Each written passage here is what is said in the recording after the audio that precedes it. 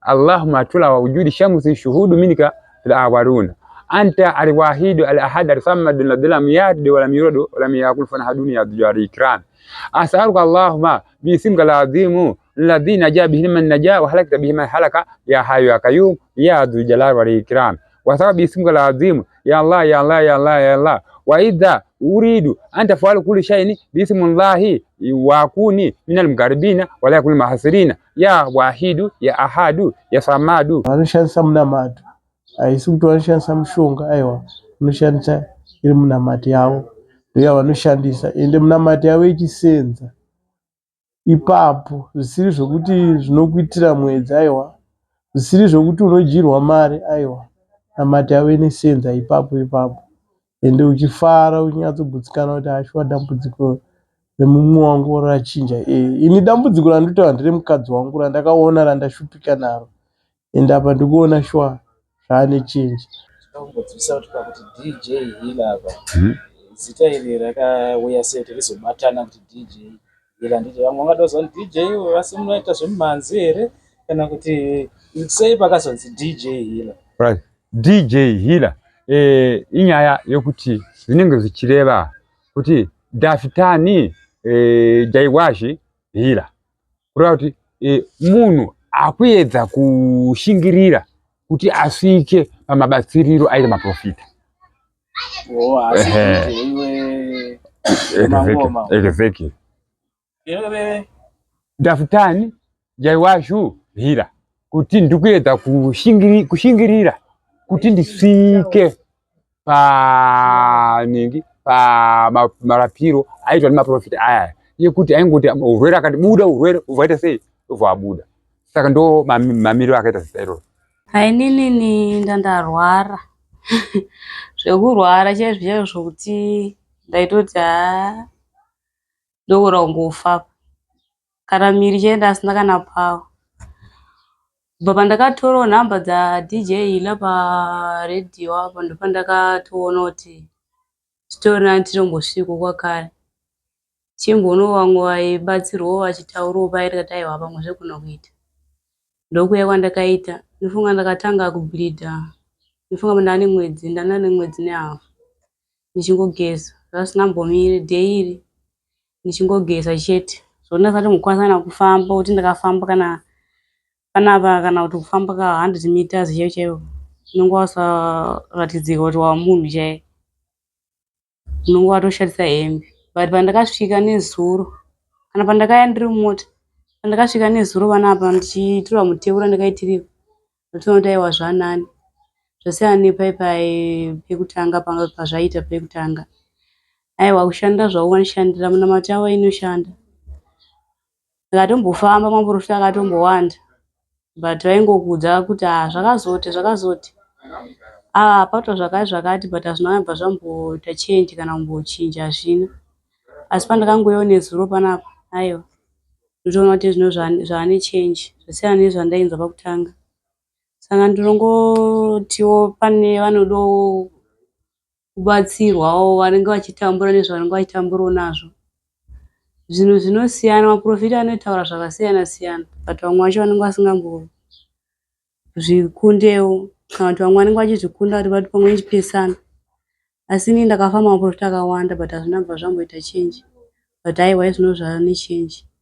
Isi takauya semhuri tandine mwana musikana anga achirwarawo achataurawo ino ndainzwawo makumbo nekuzarirwa kunenge kwaanani makumbo ndiari kubandira kura zvaanani pane zvaanga achiita kuti vese vanenge vaine matambudziko avo vanogona kuuya kuno kuna DJ Healer vanozvikunda vanorigona kupedza matambudziko akawanda vanenge vaona pauri. Havarape nemushonga asi vanotorapa nenamati yavanenge vachikubatsira. Tineka wakawanda kwandafamba nekuzarirwa asi zvisingaperi. Kana iye musikana watakauya naye anga ane kwakawanda achibatsirwa asi zvisingaperi asi kuno kwaiwa dambudziko rake raanani. Ndanga ndine dambudziko ranga randinetsa remamota ndakaenda kuchipatara ndikanzi timbofamba taenda kwasekuru DJ Hila tasvika tikabatsirwa mbva zvachinja ipapo nemunamato. Saka vese vanenge vane matambudziko munouya kwasekuru DJ Hila vanobatsira zvakanyanya ipapo dambudziko rako rinobva rapera. Dambudziko rangu izvezvi ratova nani zvasiyana nezvandainzwa kubva pandakazouya kuna sekuru DJ Hila ndakabatsirwa. Isusu tavangonzwawo nhamba dzasekuru DJ Hila kune vamwewo ndokuedza kuvabata tiine dambudziko rakakura ranga ranetsa kupera. Handine mwana atora nguva refu achivaviwa kwakavanzika, akatomboita mota rikatomboenda kuchipatara rapora. Saka ranga rakuita kunge rakazvimba mukati. Kuzvimba uku kwakabva kwaparara patakasvika kwasekuru DJ Hila aivaviwa zvisingaite. Saka ndinoti vese vane matambudziko ngavauye mukati menzvimbo yeChinhowe vaone sekuru DJ Hila vanobatsira nemunamato. Chipatara wakatomboti zvona dai wambofamba musikana nokuti hatina chirwere chatiri kuona pauri. Ndopa takazongonzwawo vamwe vachitaura nezvaDJ Hila ndokusvika kwatakaita mukati menzvimbo yeChinhowe naye. Dambudziko rake ari kuti aiwa pari zvino zvareruka pane zvaangari. Pokutanga ndakaona vamwe baba vangasinganzwi zvakanaka vachifamba zvazvo kudai dai. Ndakagara inini uko hapana chandinanga chiziva. Ndikati vakabvunza kuti ndoda munhu wakadai ndikati endai padoo yechi5 abva apinda. Paakapinda paya akazoshandiriwa akabva aenda akazofona kuti akazouya akati ndiri kuuya. Akauya akati inini zvangu zvaita sezvandifaira. Ndakaudzwa neumwe wangu amene anogara tikatika kumamaini kupi, ndiye akandiudza kuti akandipa foni iyi. Ndakarwara kuti perera kuti ndoda kuenda pasi apa, but ndakashandurwa nababa ava. Saka ndauya kundoda rifeya mumwe wangu. Mumwe wayo yena aibva apora arifeya umwe wake. Wakazouya vamwe futi amai vadhumba angari nesi kumangura akasvika pano. Pakakasvika pano akauya akapinda umwe anga nemakrashi yawo akati ndikwanisi kana kufamba kana kugara. Haakwanisi kugara semwana agarira, ada pacheya pamusoro. Agara ndati torai cheya muwape agare. Ndio kuwashandira mukati umu. Akati sumukai mufambe. Asumuka afamba ati zvane munoita kufizi kana kuhospital kuno munodai so. Ofamba.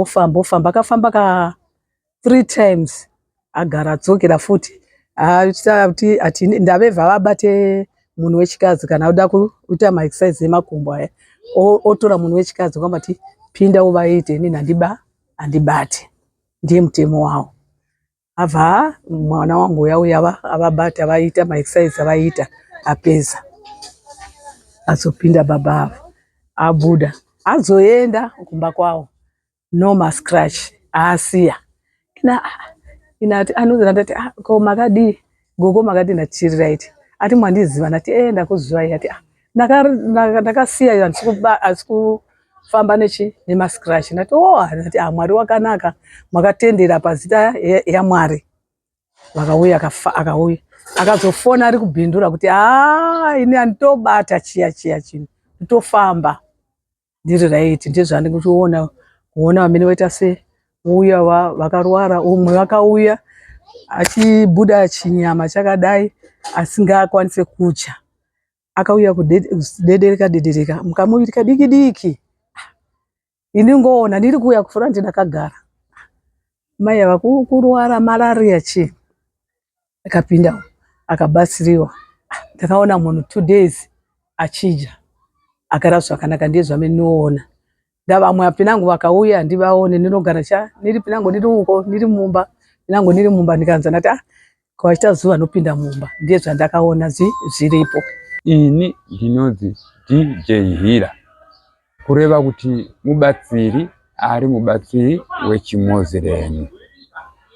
Zvekutanga inini kutanga kurapa hazvina kumbotanga izvozvi. Zvakatanga ndichine 10 years. Ndichine 10 years pane ngirozi yaiuya kwandiri ndichirota pamupacha yaitanga kuti uya fair. Zvakandinetsa ndikatanga kubvunza vakuru vekuchechi kwedu, no zvandikusangana nazvo izvi hazvina kumbomira mushe. Vakuru vakanditi no, pane chipo chaunacho. Chipo ichochi ndochikukonzeresa kuti uite sei uwane izvozvi. Endi uchagara une minyama yakakurisisa pese pauchange uchigara. Nokuti chipo ichi pachinouya chinenge chine minyama yachinenge chinayo. Sizvaita maprofita acho vana Abrahamu, vana Jesu, vana Noah. Vese vanga vaifamba neminyama pese pese nokuti vanga vane zvipo zvaMwari zvakarema zvavaita kura. Saka inini chipo ichocho neminyama iyo ndakasangana nayo, ndichiri kusangana nayo pari zvino.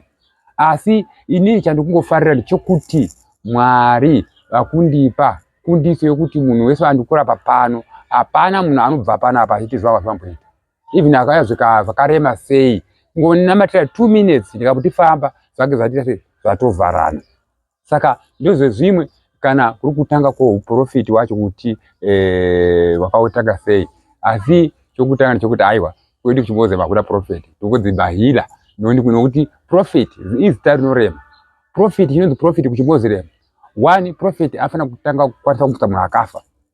2, profeti afana kuti gomo iwe uya kuno richibva uko richiuya apapa, because he is a prophet. Prophet afana kuona ngirozi fair ichiuya kunomuudza zvainomuudza ipapa, is a prophet. Saka isusu kana ndisika kusangana nevanhu ivavo, I'm not a prophet. Apa ndingoti Hila mubatsiri. Asi paubatsiri wangu ndiri kukumbira Mwari kuti andipe kashoma ako kavakaita maprofeti, kokuti avaiti vakataura neurwere waivanzwa nguva iyoyo, vakataura nezvaanotaura nazvo zvaiitika nguva yacho iyoyo. Saka ndo zvezvimwe zvandichiri kukumbira kuti Mwari vandikwanise kundiitira. Kuti vanhu vese vanoti anzi zvaiitwa naJesu zvaingori naJesu chete munhu anopora ipapo, tikuti kwete. Zviri kwese kwese kana kuti iwo wakavimbika pana Mwari wako anogona kukuitira futi zvipi izvozvo. Saka tikuti vanhu regai kufa makatarisa. Asi kana pane zvanetsa sanganai naDJ Hila uyo ari mubatsiri wechimoziremu, achakubatsirai ipapo zvishamiso zvichiitika ipapo pane nguva yacho iyoyo.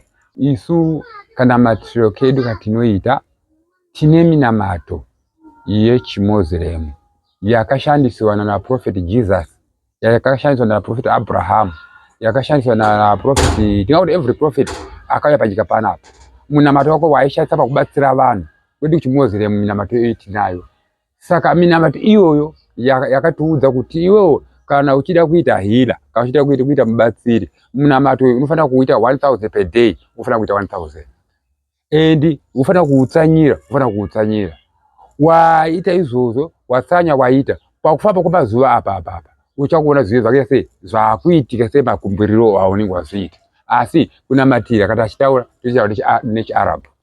Aiwa, pauti zvimwe vacho avambonzwisisa, aiwa ndombonzwira kushonawo futi tivanzwe tizofamba sei. Tingangoti pachirwere chega chega chine munamato wacho.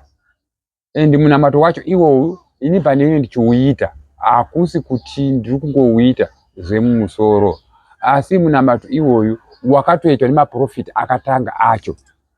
Ora tivafanirwa kuti munhu anenge aita stroke, tine munamato westroke wacho iwoyo. Kana wauya pano munamato iwoyo ndowatishashana nawo westroke wacho iwoyo.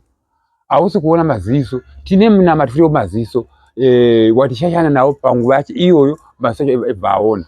Hatiisi munamato pasi paweni hauiti chinhu. Asi chirwere chega chega zvese zvega zvine munamato wazvoni watoshandisa. Tichitedzera kuchimoziremu kwedu kwakanzi unofanira kubatsira munhu chete. Zvokuti ndione kuti urwere wabva kuna nhingi kana kuti wabva uko, izvozvo handitarise hangu. Asi chanongoziva kuti kana akubatsira munhu wacho totoziva kuti urwere ndochivanhu. Kugadzira kwacho wakagadzirwa wakadai.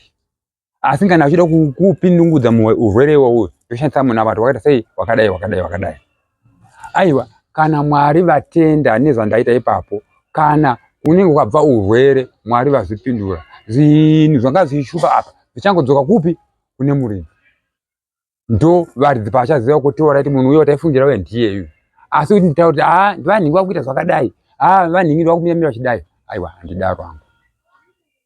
Chivanhu nechinamato chenyu manjuzu nezvimwe zvakadaro zvese tinozvitora kuti zvinhu zvokuchivanhu. Asi chatinongokumbira chokuti munhu kana waona problem iyoyi tanga wauya ndochitanga kugara newe ndichitarisa kuti izvi zviri apa zvakamira sei, nokuti manjuzu ari pakasiyana. Pane njuzu dzeuroyi dziri dzechivanhu, pane njuzu dzidziye dzinogara mumvura dzidziye dzinoita munhu kuti aite n'anga kana chichi injuzu dzese idzodzo. Saka tikana wauya uchinzi njuzu kana pane mudzimu tinenge chida kuti kuona kuti mudzimu chaiwo here kana chikwambo kana kuti hamene chidhoma. Sese tinenge chida kuongorora asi ationgorori iwe usipo ipapa paground. Tinoda munhu uchiuya panapa tichiongorora tiri paground. Ndo panogona kuudza kuti shamari zvinhu guys then kutrain chidai ndaona zvakadai. Ini ndingangoti zvirwere zvese ndinorapa. Zvirwere zvese ndinorapa. Kana zvaramba zvinhu zvangorambira iwewe kuti Mwari anamboita sei haana kumbodara kwauri. Asi zvirwere zvese zvichina chirwere panapa ndira sei ndinorapa. Asi chikuru chekutanga ndechekuti inini pandiri pano andirape chinhu. Ini changu kusumudza munamato. Asi anorapa urwere uyu ndiMwari. Nokuti sezvo tati minamato yedu iyi urwere wega une munamato wawo. Urwere wega une munamato wawo. Saka sezvo iwewe munhu unenge wauya uchiti no ndine chirwere chakadai, ini ndakutodhira nezvipi nechirwere ichocho nemunamato wetype iyoyo kuti zvinyaso kuenderana. Asi kana tikakubatsira vandobatsira pese 2 minutes munhu anenge apora. Makanamatsira munhu muno hake here kuti ndimi munopedzera maakurwara zvofamba sei? Imi munozvinzwa sei imi? Right, ini pane ndichinamata panapa pane simba inge chitika mumiri mangu muno. Ndiyoti iwe unoungona urwere wakasimba kunova ndichinamata kuno futi kunogona kupisa zvakasimba mumiri mangu muno. Ndoti munhu urwere urapaka uombe kudzika kwazvinenge zvichida kumunhu uyu neniwo futi kuno kuzodzidzika futi kwandiri. Ndoti zvari zvinhu sei zvakuita zvichipera kune munhu. Pandozona zvakudzikira zvakuita pasi ndo pandozomubvunza kuti ko shamari wakunzwa sei. Endi panenge amubvunza ndozoti no apa panje ndakuzodzera kuapa chaipo indi kunofunde zvaniri chinzo. Ndikazodzokorora futi kunamata paya kuno ukati zi nemunhu uyu andikurapa urwere wadimbuka uchisina. Ndo maifambisirano zvinozviita. Asi ukauya panapa ndinokupa 7 days dzekukurapa. Pa 7 days ndedzekuti kosi yacho yakanzi 7 days uchirapa munhu. Asi pari zvino vanhu vese vandikurapa hapana akusvika 7 days. Asi 7 days ndakupa asi hapana kusvika 7 days. Ndichikurapa ipapo uchipera futi ipapo zvanesesesa 2 days. Apa muzaita fanga zaita serious 3 days. Ndo nguva yangu iyo. Ukazoona zvazvonesesesa kwa 2 weeks panenge pasambomira mushe papo panenge pane guva pasi. Asi pakuzorwisa neguva pasi rivharike ndipo panozosvika 2 weeks 3 weeks ndichirwisa nechirwere chacho. Ndingati pano ndinobatika panonzi paChatorola. Munhu wese akasvika kuno kugadzema paChatorola unogona kundibata. Aiwa aupazive phone number dzandichadaidzira ipapa ndo dzauchandifonera. Saka phone number dzandishashandisa ndedzekuti 0714414401 0714414401. Kozouya dzimwe dzacho 0776221139 0776 6221139 ndo paunondibata ipapo. Saka ndoti usajiwa nemanonoko uchizofa usati wakuda kufa, asi kunonokera kwaunozoita nguwa yako iyoyo ndo zinozokupasa kufa. Takuratidza kuti taida kuona zvaitwa naJesu zviye kuti ichokwadi here chekuti munhu anorapwa achipora ipapo, vamwe vanhu anorapwa achimuka ipapo. Ndo zvatakuda kuratidza. Vese vane makrashazi, vasingafambi nemakrashazi, uyai tikuonei. Kana Mwari vatendera tibva takusizai makrashazi acho, hamuchafambi makrashazi achose. Mwari anebva akutungamirai. Vese vane maziso asiri kuona mushe, aiwa vese tinongoti vese vane zvirwere zvakasiyana. Ngatibate pafoni ipapo ndopatichapedzerana, ndopatichakuudza kuti munofamba sei kuti musvike muchitibata patinenge tiri papo. Asi ndorapa hangu ndiri muchitendero cheMoslem, ndo pandorapa. Saka handisi madzibaba, ndinongonzi hila. Nokuti madzibaba kana prophet kwedu hazviko, asi munongonzi hila sematauriro andaita.